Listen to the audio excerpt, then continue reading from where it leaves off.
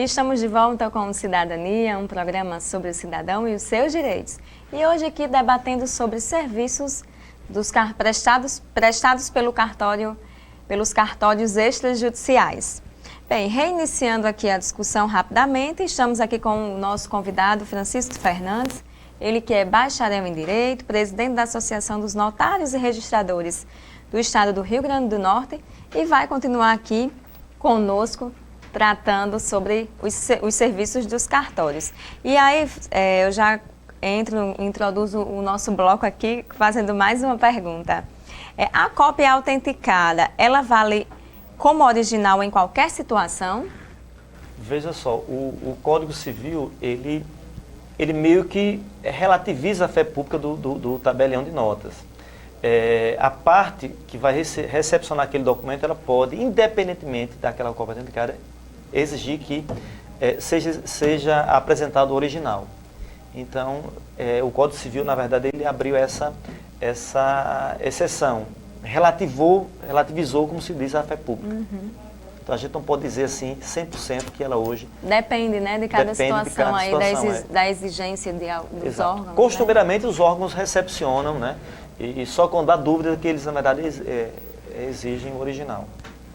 Bom, tratando agora sobre reconhecimento de firmas, né, de assinaturas, como algumas pessoas conhecem, nós gostaríamos de saber o que significa esse reconhecimento de firma e por que ele é requisito, elemento essencial em alguns negócios, como, por exemplo, o documento de transferência de veículos, ele precisa ter o reconhecimento da firma por um tabelião.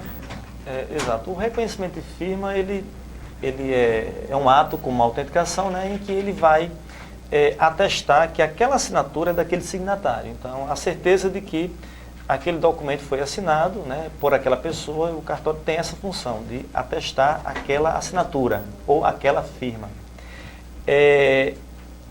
Há algumas normas, de modo especial, costumeiramente do Denatran, né, exige que esse documento de veículo, transferência de veículo, seja precedido do reconhecimento de firma. Houve uma época, que creio que nós não alcançamos, né, bem para trás, de que exigisse o reconhecimento de firma nos documentos de veículos, passou-se a não exigir, e aí houve muitas irregularidades, pessoas assinando por outras, e aí voltou a obrigatoriedade desse reconhecimento de firma, ou seja, para dar segurança jurídica àquele ato, para que o Detran, que recepciona aquele documento, tenha certeza de que aquela pessoa que assinou foi o pretenso vendedor e aquele outro agora que referendou foi o comprador. Então tem esse condão. Com relação à compra e venda de imóvel, aí quando se deve ser registrado em cartório? Qual a diferença aí entre escritura de compra e venda e o registro do imóvel? Ele precisa ser feito no próprio, onde se localiza o imóvel, ou necessariamente, ou pode ser feito em qualquer outra localidade diversa de onde se localiza o bem?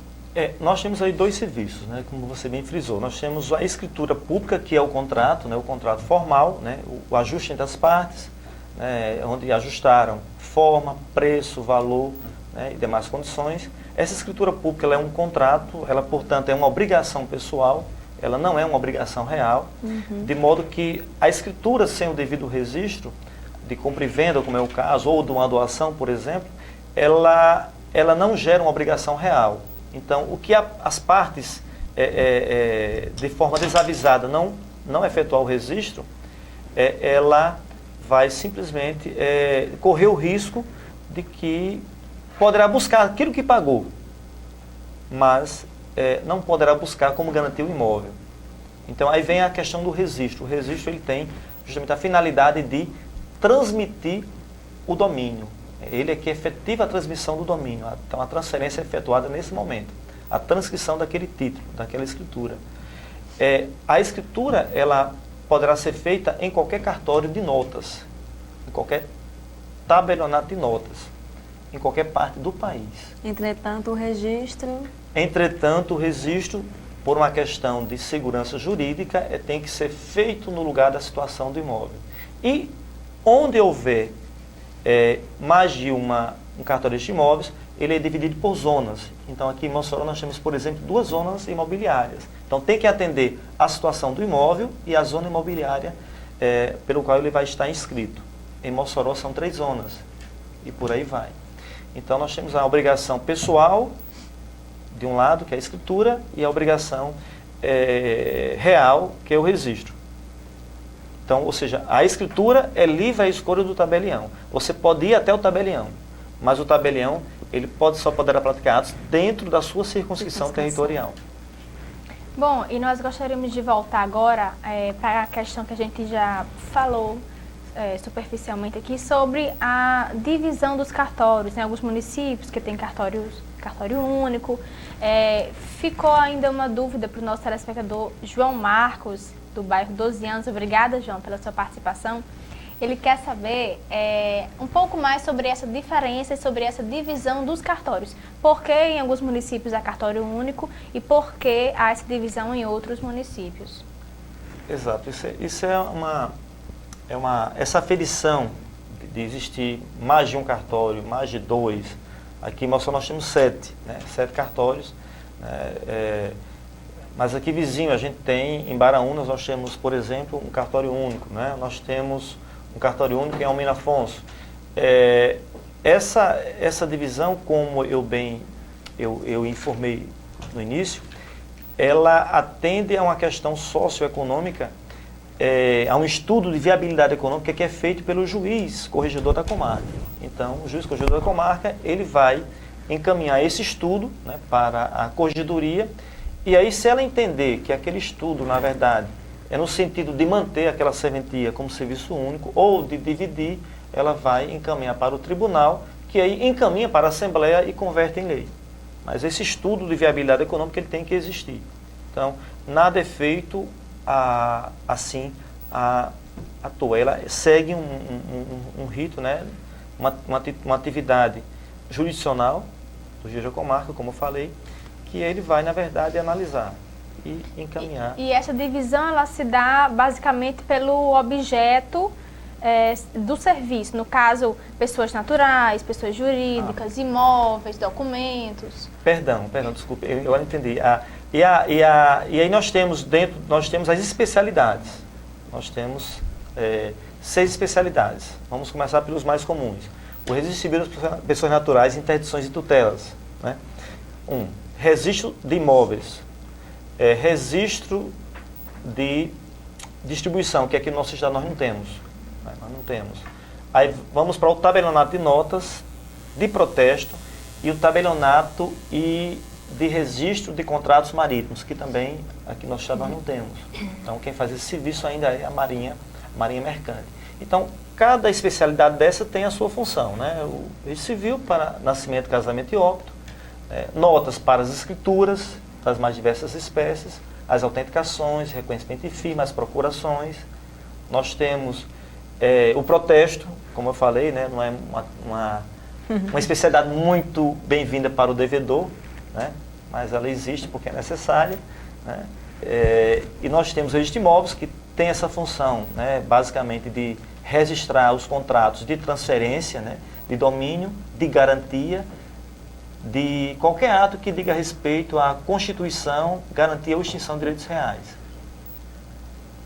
Aproveitando aí que o senhor falou sobre protesto, né? Eu gostaria que o senhor explicasse o que é o protesto de títulos e quando ocorre e o que a pessoa protestada ela pode fazer. Qual é o procedimento, tanto para a pessoa interessada em protestar, como para a pessoa que foi protestada retirar ali o seu nome do protesto? Exato. Nós temos, no protesto ele tem basicamente 2 funções, né? Ele é um ato formal, né, e solene, pelo qual se faz prova da inadimplência ou do descumprimento de uma obrigação. Há o protesto facultativo e há o protesto obrigatório. O facultativo, na sua maioria, ele é facultativo, né? Mas como ele tem esse condão de fazer prova da inadimplência ou do descumprimento de uma obrigação, ele praticamente quase que se torna obrigatório. E há aquele obrigatório, que é aquele protesto falimentar. Né? Ou seja, na hora que você vai entrar com o processo de falência, um dos requisitos é que você tenha esgotado a via extrajudicial no protesto com relação ao devedor. Bom, vamos para o devedor, que é a parte mais sofrida, né? O devedor ele recebe a notificação de protesto, ele tem 3 dias, o tríduo legal, 3 dias úteis para pagar ou apresentar as razões por que não o faz. Nesses 3 dias, ele pode, se ele entender que aquele protesto é indevido, aquele apontamento é indevido, ele não tem que ir buscar o cartório de protesto, que nada pode fazer. Ele tem que ir buscar uma medida judicial de sustentação de protesto, que será depois seguida de uma cautelar. Então ele tem que realmente juntar provas de que aquele protesto é indevido, naquele tríduo legal. Se porventura ele não der tempo suficiente, ou não já esteja escrito no protesto, ele pode entrar com a medida para suspender os efeitos do protesto. Seria mais fácil nos 3 dias, porque ele já suspende e ainda não foi ainda para a lista dos devedores. Fica só no apontamento, mas nada impede que ele o faça. E há aquele prazo natural de 5 anos em que esse protesto ele sai dos sistemas, né? Então, sai automaticamente, né? Que aí seria também no Serasa, né? E no SPC, nos nos órgãos de proteção ao crédito aí que sai, né? E aí se ele foi protestado o título, ele quer como cancelar? Ele pega uma carta de anuência do credor, uma autorização, e ele vai ao cartório para cancelar. E ainda há uma outra possibilidade, ele com o instrumento de protesto original que o credor entregou a ele pode, com o instrumento original, o portador desse instrumento pode também cancelá-lo. Com o instrumento original de protesto. Aí não seria necessária a carta de anuência do credor, desculpe. Então ele vai com o instrumento de protesto, é como se ele tivesse um cheque, né? Um cheque, aquele em branco. Então ele chega e ele consegue, com o instrumento original, cancelar aquela restrição. Como você falou, realmente não é um serviço que o devedor digere bem, mas para o credor é importante porque é uma segurança, né? Claro. É um direito, é uma possibilidade de satisfazer o direito do credor. Bom, e abordando agora uma questão que ainda é muito discutida sobre a união homoafetiva. Como está essa situação nos cartórios?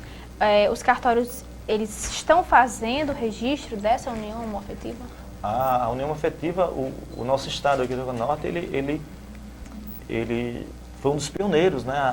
Desde lá, quando só tinha a previsão, pelo julgamento daquela DI, daquela DPF lá no Supremo, já se fazia a escritura pública de união estável da união homoafetiva. E com aquela resolução do CNJ, nós passamos também a fazer os casamentos dessas uniões homoafetivas. Então, o Estado do Rio Grande do Norte realmente ele já faz até o casamento. Já o casamento já há algum tempo, onde eu estive, né, antes de vir para cá, em São José do Pibu, lá nós já realizamos vários casamentos, várias uniões homoafetivas foram realizadas, convertidas em casamento.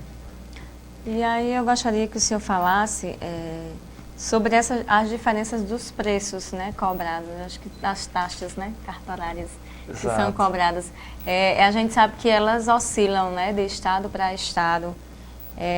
Por que algumas são mais caras?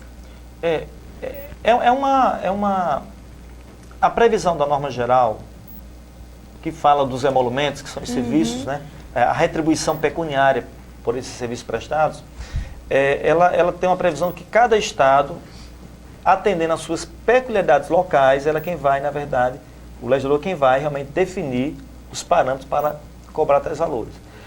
Há distorções das mais diversas espécies, não há como você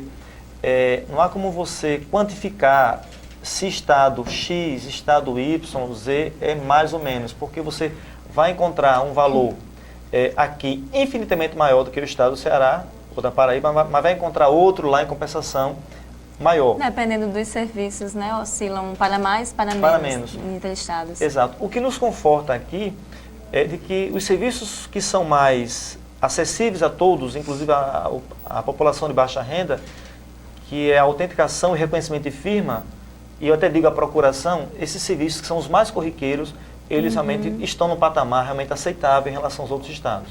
Agora, há um estudo, eu não sei se ainda foi formalizado pelo CNJ, e aí tem que ser uma PEC, porque precisa que se altere a legislação, né? Creio que a partir da Constituição, de que haja uma só tabela, uma unificação. Mas isso aí está em estudo porque realmente depende de uma alteração legislativa lá, federal. E a respeito dos valores, tem toda essa questão social e econômica do Estado, né, a renda da população, tudo isso acaba por influenciar esses valores. No valor crescente, exatamente. Nós temos aqui uma demanda de valores crescentes porque, para cobrir essa gratuidade, nós temos hoje um universo muito grande de pessoas que buscam os serviços gratuitos. Né? Então, e é o cartório que absorve esse custo, porque o Estado ele aprova e o cartório, e não dá nenhuma contrapartida, né? Exato. E o cartório é quem vem arcando com tudo isso. O registrador civil ele tem ele recebe uma contrapartida, mas não é de todos os atos. Então, como você me falou, não é de todos os atos. Mas as outras atividades em nada recebe. Complicado. Bom, senhor Francisco, o papo estava muito bom sobre cartórios. É um assunto realmente interessante e muito importante, né, para a população tomar conhecimento. Nós teríamos ainda outras questões a fazer, outras questões a debater, mas o nosso tempo está acabando. Nós gostaríamos de agradecer a sua presença aqui para informar a população sobre esse tema. Deixamos já o convite para, em outra oportunidade, que o senhor possa voltar para continuarmos a debater ainda outras peculiaridades do sistema cartorário, que é muito importante para a nossa sociedade. Muito obrigado, eu que agradeço a presença e estou à disposição. Obrigada. A Cidadania vai para um rápido intervalo e volta já.